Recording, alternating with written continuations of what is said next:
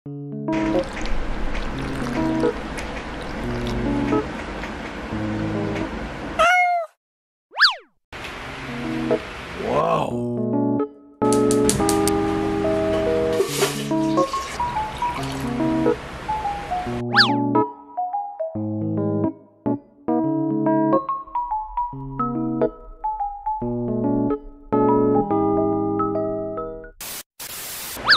up guys? Ito na naman po ang inyong kusinerang inhinyera, Jenny Agustin Silvestre. And welcome to my channel. Ngayong araw, isa na naman pong masarap na recipe ang gagawin natin. Dahil nga usong-uso ang mga online food business, so pwedeng-pwede nyong idagdag sa listahan nyo itong recipe natin for today. Gagawa tayo ng murang version ng no-oven baked macaroni. Ituturo ko din sa inyo yung sekreto ng masarap at murang cheese sauce. Yes, na itatoppings natin sa ating macaroni. Ayan, ihulog mo na ang mga macaroni sa kumukulong tubig. Oops, naghulog din ako ng asin sa kumukulong tubig. Hindi nyo lamang nakita. Buksan nyo lamang ang gripo habang dinidrain nyo yung macaroni. Umasa ka din, no? Akala mo lilinaw pa. Ganun talaga. May mga relasyong malabo hanggang dulo. Huwag na kami ngayon. 1, 2, 3, go. Eto. Yung sinabihan mo silang tumahimik kasi magsisimula ka na. O diba? Parang keep off the grass lang yan. Lalo ka pang tatapak, diba?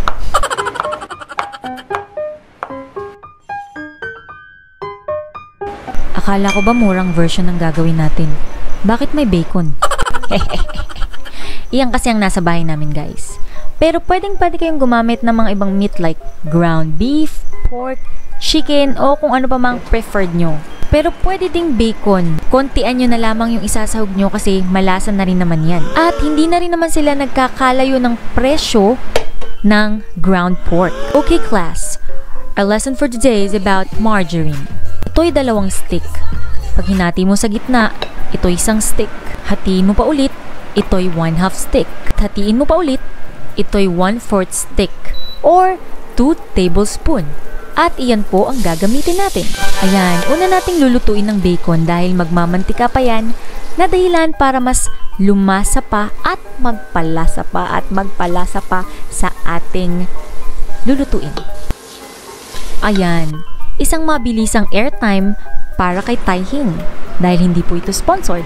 1, 2, 3 ang tatay ko'y kalbo. Pero isang mushroom lang ang gagamitin natin.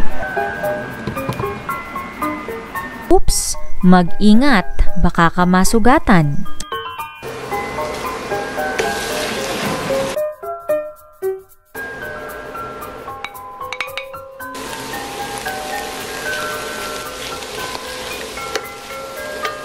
At maglalagay lang tayo ng mga pampalasang asin at paminta.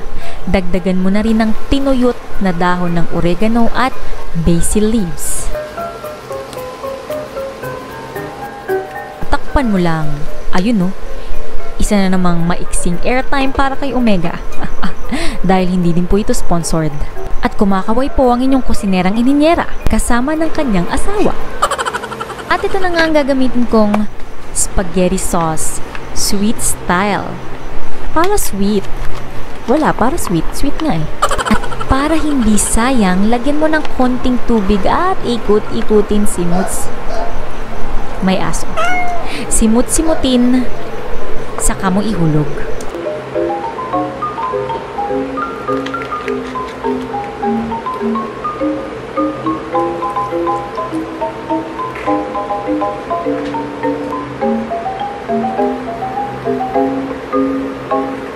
Ayan, at titikman na po ni Jane. Ang sarap. Panalo. Sauce pa lang.